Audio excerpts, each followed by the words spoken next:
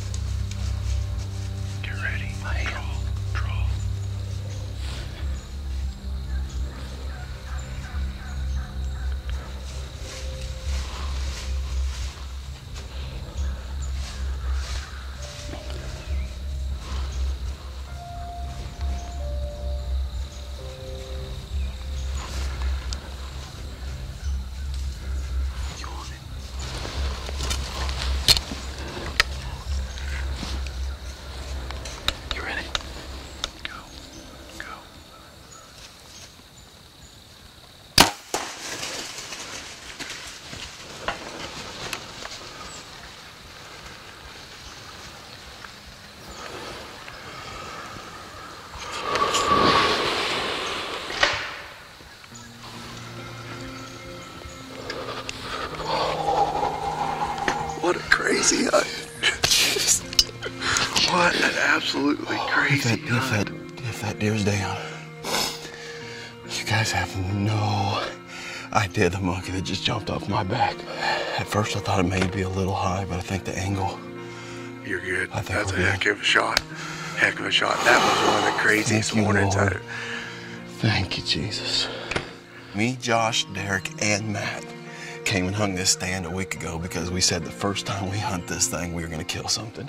And he came in, and luckily this little buck came from behind us and stood underneath the tree and brought him back. If not, I thought he was gone. Did you hear him snort, Wheeze? Oh, yeah. That was awesome. Did it sound like he crashed? Yeah. Congratulations, buddy. Well, it's November 6th here in Kansas. Derek and Matt just got out of a tree stand and went and grabbed Maddock, and I grabbed my daughter Mallory, and we're gonna go try to find a blood trail and go find a buck. See it? Oh, see some more right there? Look, the leaves. See it? Yep, you see blood right there? Good blood trail. Yeah.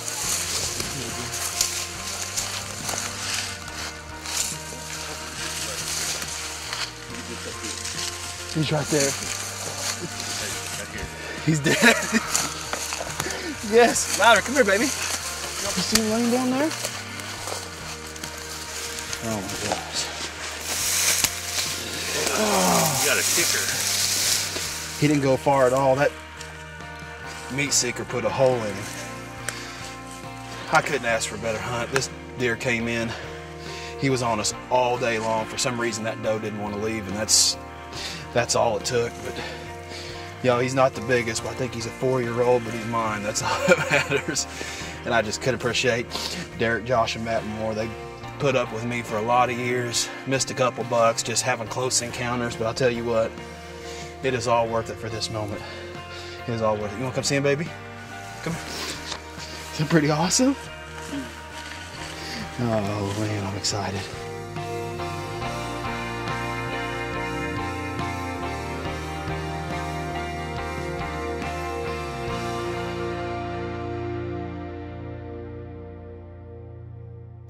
Accuracy was the key to TJ's success. You may have noticed that he had to thread the arrow right past a tree to get to the buck's vitals. He was shooting the Hoyt Carbon Spider 34. Hoyt bows are famous for their accuracy, and TJ was very happy for that fact when his arrow smacked the buck squarely in the vitals. One of the main reasons that we use ground blinds in the first place, well, there's a number of reasons. I mean, odor control, where you're locking in your scent, staying away from the sight line of the deer, but also, you know, we'll admit that we love the comfort factor that comes from being in these blinds. Having a comfortable chair is a big part of that. The redneck chairs are perfect from that standpoint. They're very comfortable, but they're also very functional. The seat spins, which allows you to pivot to get a shot out of any of the windows, which allows you to hunt the blind both comfortably and very effectively. If you go to Realtree.com, they have a category on their website called the Real Store. You can pick up a lot of very handy items. We use the Easy Hangers a lot, but there's another product too that we use, and that's the Easy Arm Guard. I've seen a lot of deer miss during the late season because the bowstring caught the sleeve of their bow arm. The Easy Arm Guard takes care of that, eliminates it, pulls it in tight to your arm, so you never have to worry about your string making contact with your sleeve.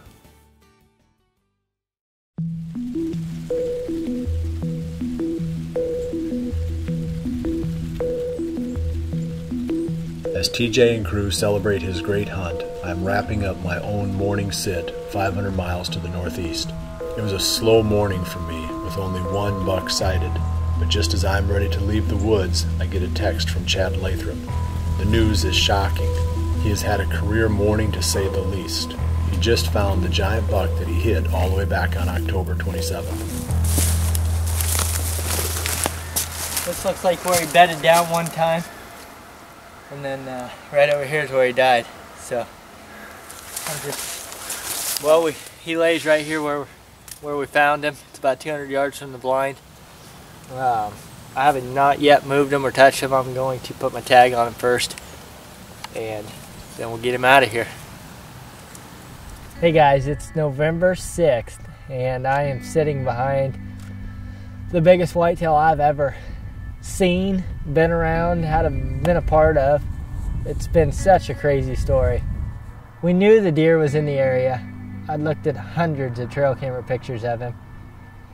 And the night of October 27th, I felt like it was going to happen. And about 5:45, he stepped out. I just put a hay bale blind up. I thought he was going to set up for a 25-yard shot because there was a scrape right in front of us, and it turned into a 35-yard shot, and it was chaos in the blind. I knew I hit him a little bit low, and I was unsure of the shot, so I backed out that night. I knew that the next morning was going to be interesting because it rained all night long. We never got any sign of blood or anything that we could go off of. We had no leads, so we put the trail cameras back up to see if he was, if we could get him on camera again or if he was going to show back up.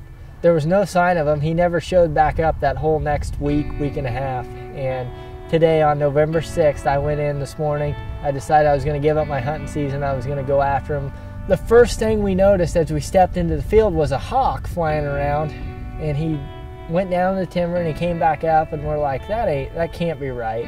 And the first place we went was towards where that hawk was flying, and right away we found him. And from that moment on, I've been living the dream I've always wanted to live. I mean, this is a deer of a lifetime. I can't express how I feel about getting the opportunity to even hunt this deer. I feel honored to be a part of it and be the one that gets to sit behind him.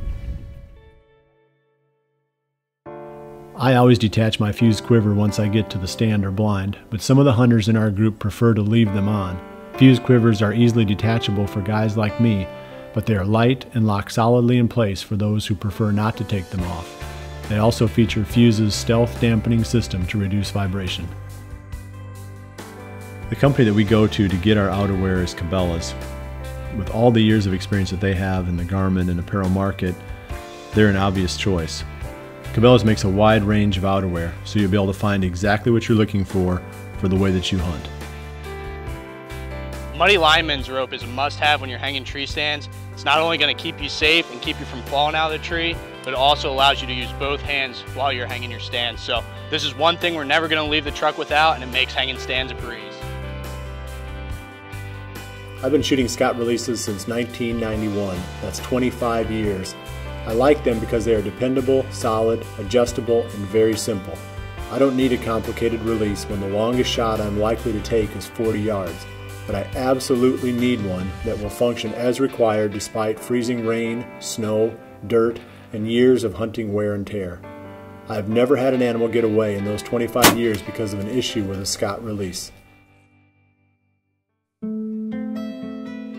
30 miles to the east, with an Iowa non-resident tag in his pocket, New Hampshire's Brett Joy begins hunting the same 40-acre property that John and Eric spent the summer preparing. All right, we just pulled the canoe up to the bank here, and this plot's right here behind us. And a big 160-inch tent just walked across the creek. So they're on their feet. It's, what, 1 o'clock, so we're gonna try and get in the stand. Hopefully he doesn't get here before we do. I don't know if he's heading to his plot or what, but we'll see. That was pretty cool.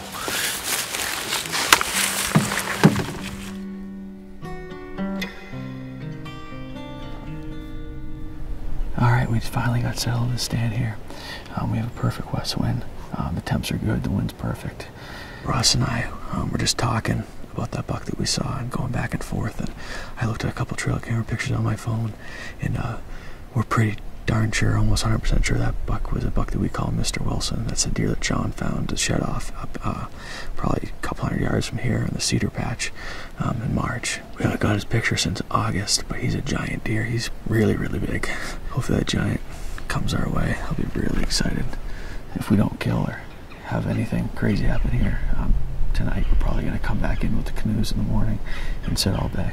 A lot of does have been congregating here in the evenings and the first thing in the morning, so we're hoping one of these big deer is going to come and sit and check this plot.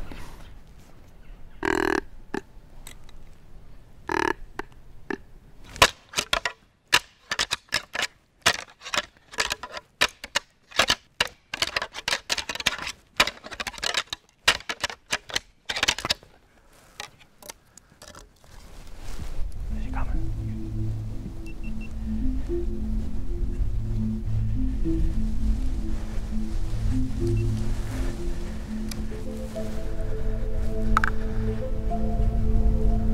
I know. That's okay, I know. I know.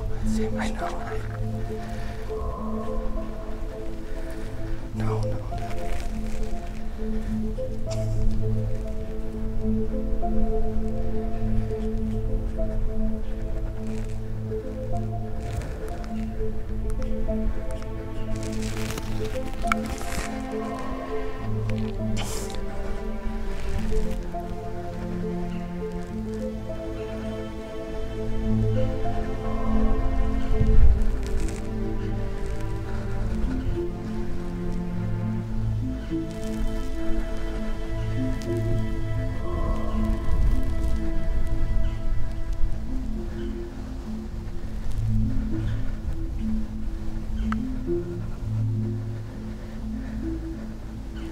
Is he coming? No. Should I grunt or what? You think, or should I?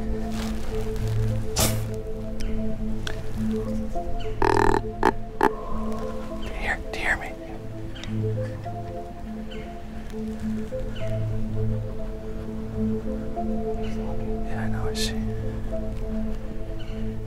I see him. He's going. He might be coming. He's coming back this way a little bit, but towards the creek.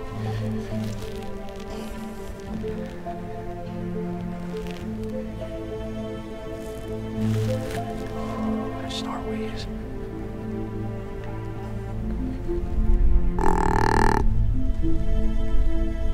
Do you hear that? No. He's still working on the king range. He's getting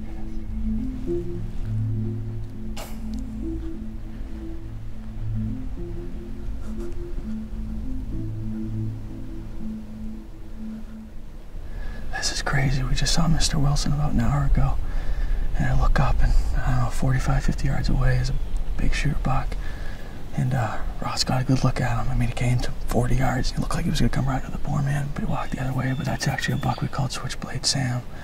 Really big, 10 with a bunch of junk on his bases, so definite shooter, definite really nice deer.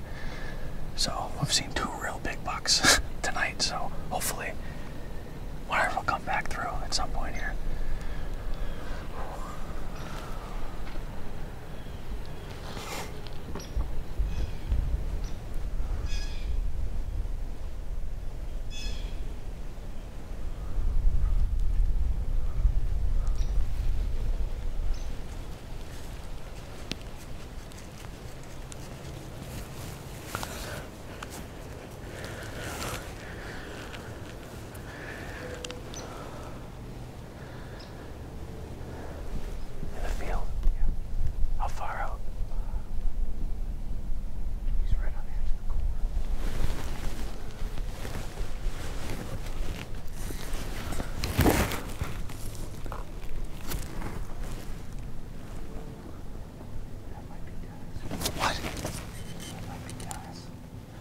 Where is it?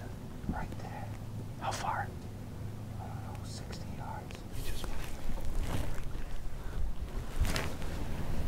Alright, we actually just saw another hitless buck we called Dennis. That's a deer that John Lewis saw here a couple weeks ago. Unfortunately, it was across the creek on the neighbors in the cornfield. Cruising the edge. She's still right here, but I don't think he's going to come over here tonight. So it's a really good sign. We've seen all 3 of the big shooters that we're really hoping to see in here tonight, so they're on their feet. It's definitely on in here on this particular farm. So we're going to come back in here tomorrow. If we don't see anything the rest of the night, we probably have a half hour left. We're going to stick up tomorrow all day in the stand.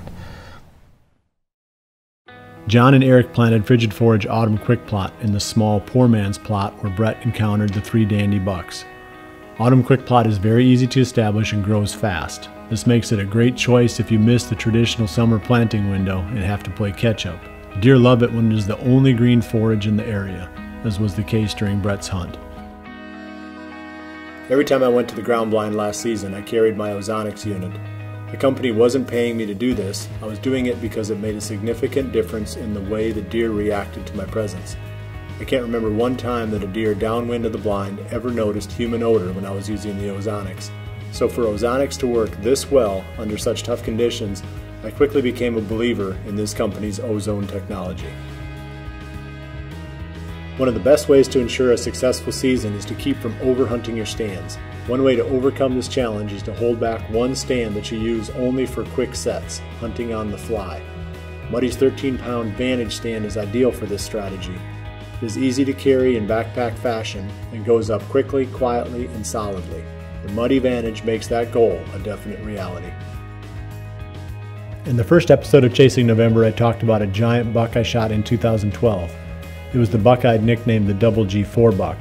I didn't go into any detail about that hunt because it was a historical kill, but I actually patterned that buck in part using trophy rocks during the summer of 2012. He showed up on 2 different mineral sites within his fairly small core area. These appearances not only confirmed that he was still around, but gave me some very interesting photos to look at as I prepared for the season. Trophy rocks played a very tangible role in my successful hunt for this great deer.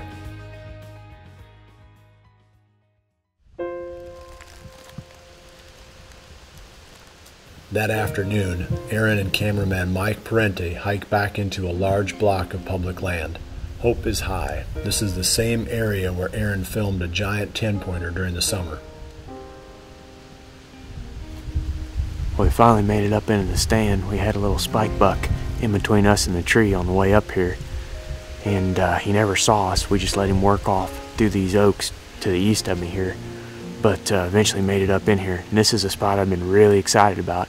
It's one of those high-risk stands that we're probably only going to hunt twice this year, and with the high winds today, we figured we'd come in here and try it. The access is not perfect by any means, but this is definitely the spot that you got to be. We got bedding in here to the west, northwest of us, wind coming straight out of there. And a lot of these trails are pinched down because of these big, deep ditches in this timber. There's some food down here in the bottom to the north, and of course the white oaks are dropping acorns like crazy this year. So we're right in between bedding and food on the downwind side of the bedding area, and it's November the 6th. I mean, it is prime time right now.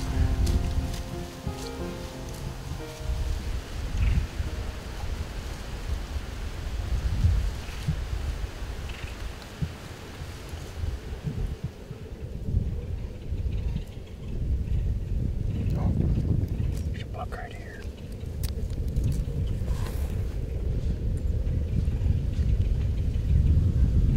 Yeah, it's a decent buck. He's coming right up here. I think you might want to shoot this one, Mike, in the camera. Yeah, I see him. It's a deer.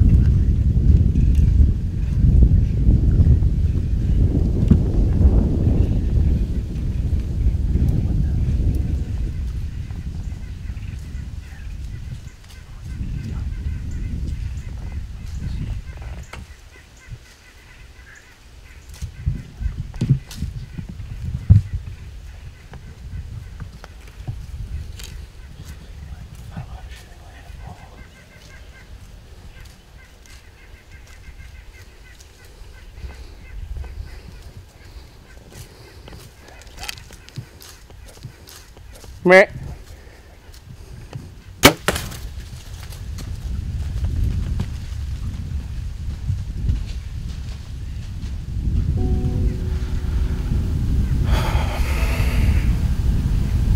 Not too happy with that shot.